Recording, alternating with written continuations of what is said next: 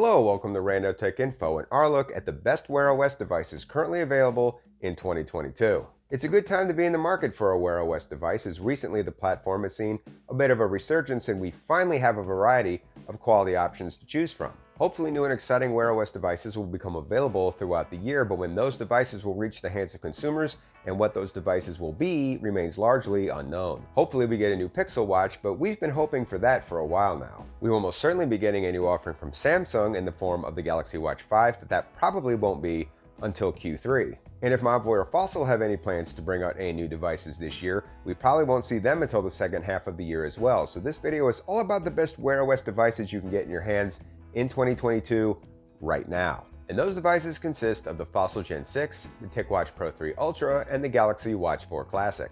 These three devices made the list because they are the best offerings from their respective manufacturers, and they are all running on modern chipsets, which give them huge performance advantages over older Wear OS offerings. I've been using all three of these watches extensively since their release, and I've done full reviews on all of them, so if you're interested in checking any of those out, you can click on the moving picture boxes at the end of this video, and I will also leave links down in the description. And if you find these types of videos to be mentally stimulating, you might want to think about subbing to the channel. Maybe that's not such a bad idea. Now, before we start breaking down the pros and cons of each of these high-end wearables, I did want to mention a few things. Right now, all these watches and all their makes and models can be bought from their respective manufacturers' websites for around $300, give or take 50 bucks. We aren't going to spend a lot of time talking about the performance of these watches, and that is because the performance on all three watches is quite good, and honestly, you would be hard-pressed to notice much difference between them. They all rarely hiccup, stutter, and handle daily tasks with relative ease. We also aren't going to spend a lot of time talking about the mic or speakers on these watches because, once again, the quality on all three is very similar and very good. Call quality on all devices is excellent, and the onboard assistant, be it Google Assistant or Bixby, can be heard just fine. Hey, you're on Rando Tech Info. Say something fun. Finally, and perhaps most importantly, all three watches do an excellent job with notifications. All of the worthwhile notifications that land on my phone, including text messages, find their way to my wrist just fine. Now let's take a closer individual look at each of these wearables. And we're going to start things off in style by looking at the Fossil Gen 6. Fossil has always made good-looking wearables, and that tradition lives on with the Gen 6. The Gen 6's simple and understated design, along with its 1.28-inch 416 by 416 resolution AMOLED display, gives it a very elegant and traditional look. And while the watch has a heavier, more premium feel to it, it's still quite comfortable to wear. The watch also has a rotating crown, which not only completes the traditional watch look, but it's functional and can be used to scroll through menus and make selections. The watch I have has a 44mm black stainless steel casing and came with a really nice hybrid silicone leather strap that's both stylish and durable. But if those choices aren't to your liking, Fossil offers a nice variety of other SKUs to choose from. The screen is clear, bright, and easy to read, but it does have a bit of a bezel, which is visible due to the lack of a physical bezel that some other watches like the Ticwatch Pro 3 and Watch 4 Classic make use of. I was also worried that the flat screen would make the watch more prone to damage with no physical bezel to protect it, but I'm happy to say that in my 3 months of use, the Gorilla Glass has kept the watch looking like new. While we're on the subject of durability, the watch has a 3 ATM rating, meaning the watch is only splash-proof and not waterproof, so definitely not something you want to take on a swim. As for fitness and health tracking, Fossil relies heavily on Google Fit and other googly health features, at least out of the box. Of course, you can always hit up the Play Store to find trackers that are more to your liking. Fossil does include some first-party tracking features on the watch, but they are pretty basic and will probably leave more fitness-minded folks wanting a little more.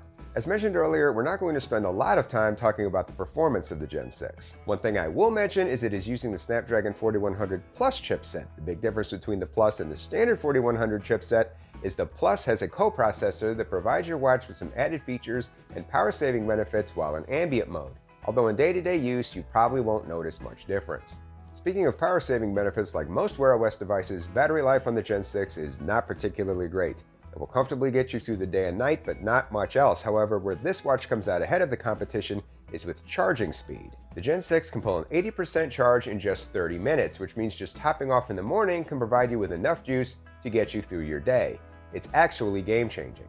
Last but not least, let's talk about people's biggest beef with this watch, the operating system. The Gen 6 is running the latest version of Wear 2.0, not Wear 3.0, which seems to be a really big deal to a lot of people, but I'm not entirely sure why. The only watch currently running Wear 3.0 is the Galaxy Watch 4 series, and while I admit Wear 3.0 on the Galaxy Watch feels modern and looks pretty, which we will talk more about later, it doesn't actually add much functionality to the watch. Wear 2.0 even has some advantages, such as the ability to use Google Assistant. However, the bug that keeps you from being able to send texts or make calls with the Assistant is still an issue. On the Watch 4, the only available assistant you have is Bixby. Hi Bixby. How do you spell incompetent? I didn't understand that. And apparently at some point in the future, the Gen 6 is even going to bring support for Amazon's Alexa. Perhaps she will be able to make calls. Speaking of the future, the Gen 6 is supposed to get upgraded to Wear 3.0 at some point in 2022, but no exact timeline for that has been given. Bad chance of that happening anytime soon. Next, let's look at the Ticwatch Pro 3 Ultra. The Ultra is a smallish upgrade over the original Ticwatch Pro 3, which isn't a bad thing since in my view, the original Pro 3 was hands down the best Wear OS offering of 2020. And this is because the original Tic Pro 3 was the first and for a long time the only Wear OS device using the 4100 Snapdragon processor. The Tic Ultra sports an upgraded version of that processor which has a custom coprocessor, making it similar to Qualcomm's 4100 Snapdragon processor. But honestly, you won't really notice any difference in performance in your day-to-day use. The Pro 3 Ultra sometimes gets criticized for its plain Jane appearance, but I really like the look. I don't quite put its looks on par with the Gen 6, and yes, the under-bezel body of the watch is fiberglass, but this trade-off makes the watch lighter and very comfortable to wear. This combined with the watch's IP68 water and dust resistance rating and military standard 810G rating makes this a great wearable for your runs and your workouts. Mobvoi says you can even take the watch swimming, although I have not been brave enough to try that out for myself. All this combined with the Gorilla Glass protected screen makes this watch a very durable and well-rounded offering. The 454 by 454 resolution 1.4-inch AMOLED screen is big, bright, and easy to read. But the biggest and most unique feature of this screen, and perhaps the whole watch, is its LCD display layered over the top of the AMOLED display. The second display provides significant power-saving benefits when the AMOLED screen isn't needed. This gives the Pro 3 Ultra a huge battery life advantage over its Wear OS competitors. If you do make use of the LCD display, you can easily milk 3 days of use out of this sucker. Fitness and health tracking features on the Ultra are plentiful. You can roll with all the standard Google Fit and tracking apps, or you can use Mobvoi's own health tracking apps, which do include some unique features, such as tracking your mental fatigue and energy level, although you will need to download the Mobvoi companion app to your phone to take full advantage of them. Finally, like the Gen 6, the Pro 3 Ultra is running the latest version of Wear 2.0, not 3.0. Also like the Fossil, the Ultra is supposed to be getting Wear 3.0 sometime in 2022, but no official timeline has been given. Finally, let's have a look at Samsung's latest and greatest wearable offering, the Galaxy Watch 4 Classic. And let's start out with the watch's biggest marketing selling point, Wear 3.0. As of right now in 2022, this is still the only watch packing Google's latest wearable OS, which apparently for a lot of folks is a big deal. Wear OS has seen a significant uptick in market share since the Watch 4's release, and while as I mentioned before it doesn't bring a ton of new features and it's missing the Google Assistant, it certainly looks and feels more modern than other Wear OS offerings, mostly because it looks and feels like Samsung's Tizen OS, and they did squash some bugs along the way.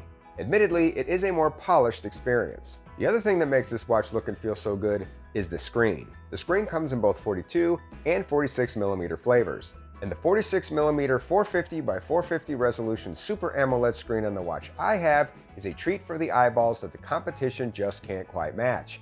And the raised bezel along the Gorilla Glass has kept my screen completely scratch and nick-free. And speaking of the bezel, it's easily my favorite thing about this watch. The physical rotating bezel on the classic version of the Watch 4 is, in my view, its true biggest selling point, and it's without question the best way to scroll through on any wearable. This feature isn't without its cost though. The stainless steel 46mm version of the watch weighs in at a hefty 56 grams, almost 22 grams heavier than the base 44mm version of the Watch 4. It's also 13 grams heavier than the Fossil Gen 6 and 15 grams heavier than the Pro 3 Ultra. And while this gives the watch a very premium feel, it also makes the watch the least comfortable to wear and less than ideal for exercise tracking.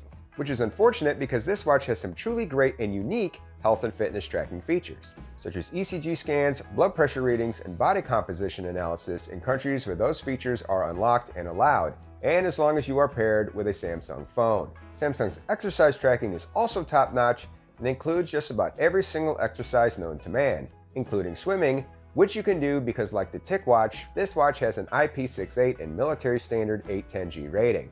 However, if you are a more stock Googler like I am, you can always download Google Fit from the Play Store and use it instead. The watch really does have the tools to be an impressive health and fitness companion, so if that is a high priority for you, I would simply pick up the more comfortable base Watch 4 over the Classic. Unlike the Gen 6 and Pro 3 Ultra, the Watch 4 is not using Qualcomm silicon, but Samsung's own Exynos W920 chipset. However, like the other two watches, performance is snappy and it should be able to handle your day-to-day demands without issue.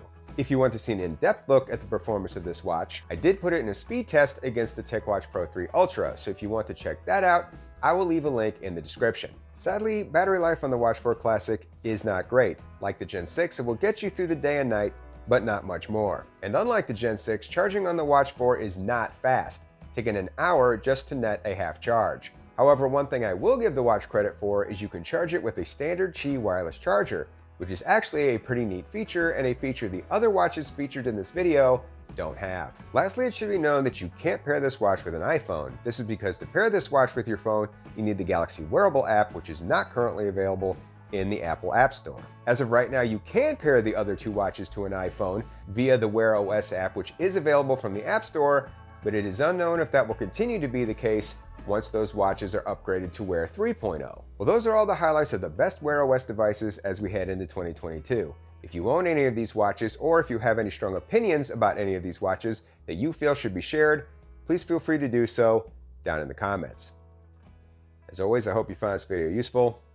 Thanks for watching, and until next time, this is Rando Tech Info, signing out.